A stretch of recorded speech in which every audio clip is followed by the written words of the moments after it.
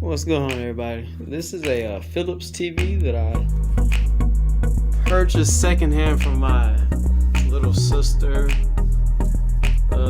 She said, "Oh, it's blue, but all you gotta do is go into the settings and change it." I done went into the settings. I couldn't figure out any type of picture settings to change. I tried messing around with the RGB